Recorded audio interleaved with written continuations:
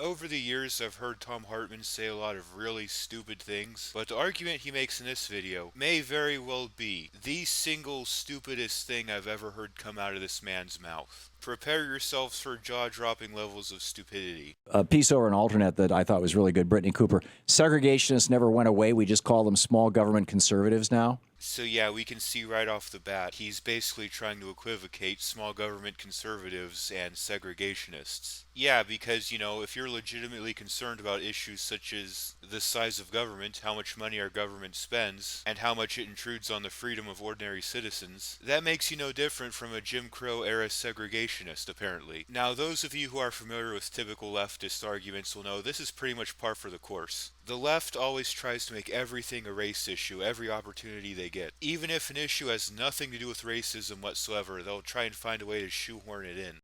Now, you've heard on this program, in fact, you heard it twice yesterday, Lee Atwater's comment about back in 1980 about how, back in the 50s, we'd use the N-word. So here we go with that whole assumption that every black person is automatically offended by the N-word. Like the entire African-American race is some kind of hive mind or something. And it's not like black people haven't, adapted that word into their culture or use it in their rap music or anything like that. No, let's just continue to assume that all black people find that word offensive.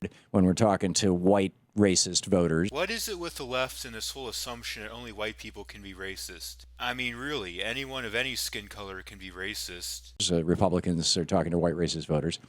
Yeah, because only Republicans are ever racist. Yeah, Democrats have never advocated for any racist policies ever. You really don't want to go there, Tom. You really don't. He said by the 60s and 70s, you'd use words like welfare. It's not conservatives who try and associate people of color with welfare. It's the left, because they like to argue as if people of color are a bunch of sad, pathetic children who need to suck on the tits of government as opposed to be independent.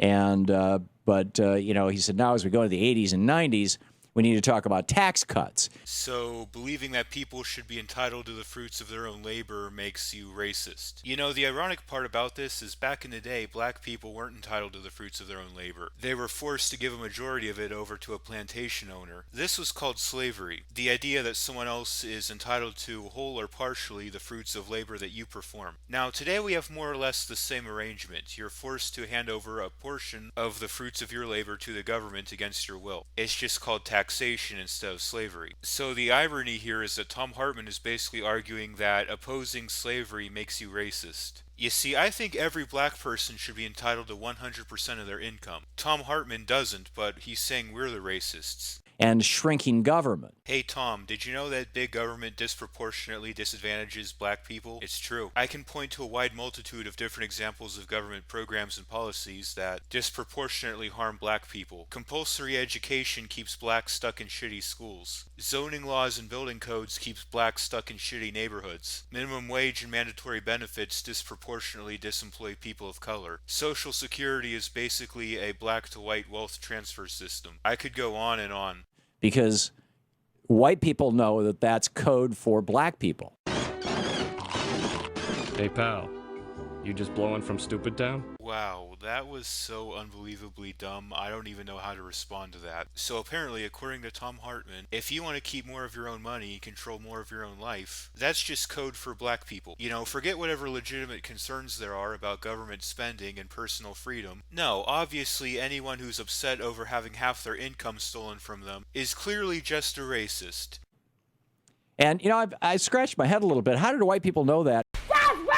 Hey Tom, can you stop talking about white people as if we're all some kind of monolithic hive mind? It's sounding incredibly racist. I'm white and I don't obsess over skin color the way you leftists do. So I'd very much appreciate it if you'd stop projecting your racism onto me and every other white person. Well, this is Brittany Cooper writes, the continuing decline of public sector jobs at local, state, and federal levels is having an abysmal economic impact on African Americans, for whom steady, stable government employment opportunities have provided a sure path into the middle class. And we're going to conveniently just gloss over the fact that all of that money is stolen from all of the paychecks of people who contribute to the voluntary economy. Taxation isn't optional, it's backed by a threat of violence. If you don't pay, they send men with guns to your house to kidnap you into a cage. If the mafia went around extorting money from people in a neighborhood, would you argue it's justified as long as they're creating jobs? Most likely not.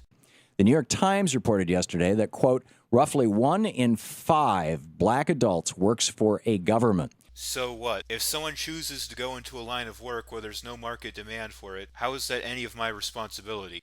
Teaching school, delivering mail, driving buses, processing criminal justice, and managing large staff. So what you're basically arguing here is that without people having their money forcibly taken from them, nobody would bother teaching school, driving buses, or delivering mail? I mean, if these are services that there's a clear need and demand for, why wouldn't people be voluntarily willing to pay for it?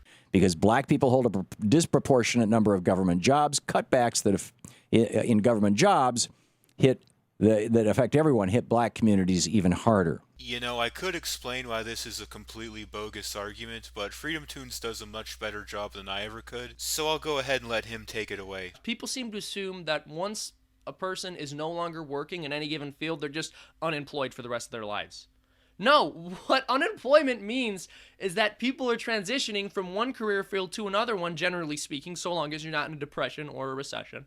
And that's a good thing because it means that industry is evolving and changing, and that person is being placed elsewhere where it's more economically efficient for them to be, so that they can provide goods and services to the whole of society in a way that's much more effective than they were previously providing or attempting to provide.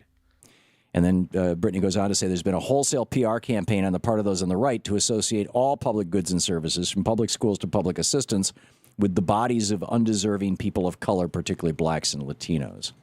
Such a PR campaign does exist, but it's not coming from the right, it's coming from the left. Rather than encourage people of color to be independent adults like the rest of us, the left wants them dependent on the state because it's politically advantageous for us. Because 1, they're basically guaranteed votes from these people as long as they keep the free shit flowing, and 2, they can strawman anyone who disagrees with these policies as a racist. So yeah, there is political racism out there, but it's not coming from the right. Until next time, this has been Philosophossum making stupidity play dead. Everyone take care.